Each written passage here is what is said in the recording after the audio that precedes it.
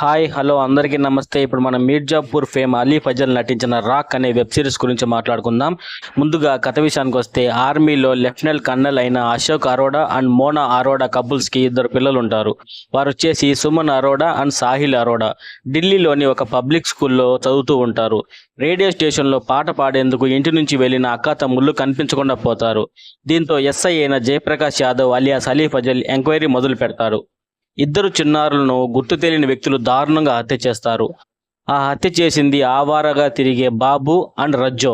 ఈ హత్యల వెనుక ఉన్న కారణం ఏమిటి, బాబు రజ్జోల గతం ఎలాంటిది, ఎందుకు నేరస్తులుగా మారారు అనేది మిగిలిన కథ. 1978లో రంగా బిల్లా కేసు దేశవ్యాప్తంగా చాలా సంచలనం సృష్టించింది. ఆ కేసు ఎంక్వైరీ సందర్భంగా వెలుగు చూసిన నిజాలు ప్రతి ఒక్కరి వెన్నులో వణుకు పుట్టిస్తాయి. ఆ రియల్ ఇన్సిడెంట్స్ ఆధారంగా డైరెక్టర్ పృథ్వీ రాయ్ రాక్ అనే వెబ్ సిరీస్ ని తీర్చిదిద్దాడు. పిల్లల కిడ్నాప్ హత్యతో మొదటి ఎపిసోడ్ స్టార్ట్ అవుతుంది. అక్కడి నుంచి స్టార్ట్ అయ్యే ఇన్వెస్టిగేషన్ అంతా చాలా సాధారణంగానే ఉంటుంది.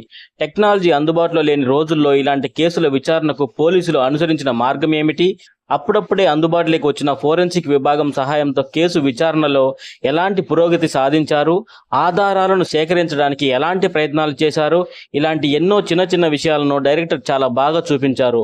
ముఖ్యంగా 1970 బ్యాక్డ్రాప్ ని మనకు చాలా బాగా చూపించారు. ఒక్కొక్క ఆధారాన్ని వెతుక్కుంటూ ఎస్ఐ జయప్రకాష్ ఈ కేసులో ముందుకు వెళ్తుంటే, పోలీసులకు చిక్కకుండా బాబు రజ్జో తప్పించుకొని తిరగటం తదితర అంశాలన్నీ కూడా చాలా సేపు సాగుతాయి ఈ వెబ్ సిరీస్లో. లాస్ట్ 2 ఎపిసోడ్ల వరకు ఈ టామ్ అండ్ జెర్రీ ఆట కొనసాగుతూనే ఉంటుంది. ఈ క్రమంలో చాలా విషయాలను దర్శకుడు చెప్పే ప్రయత్నం చేశారు.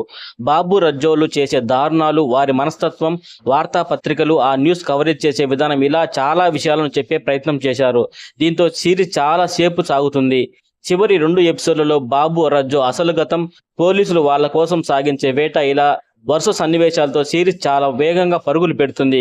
క్లైమాక్స్ ఎమోషనల్ గా ఉంటుంది. అదే సమయంలో తల్లిదండ్రులు అటు పిల్లలు ఎంత అప్రమత్తంగా ఉండాలో వంటి విషయాలు మనల్ని ఆలోచింపజేస్తాయి.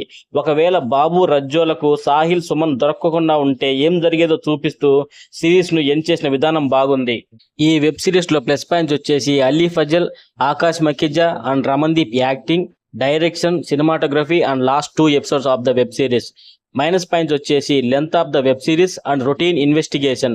ఫైనల్ గా ఈ వెబ్ సిరీస్ కి నేను ఇచ్చే రేటింగ్ 2/5. ఈ వెబ్ సిరీస్ అమెజాన్ ప్రైమ్ లో స్ట్రీమ్ అవుతుంది. చూడాలనుకునే వాళ్ళు ఒక లుక్ వేయండి. ఈ వీడియో కనుక మీకు నచ్చితే please like, share and subscribe to my channel.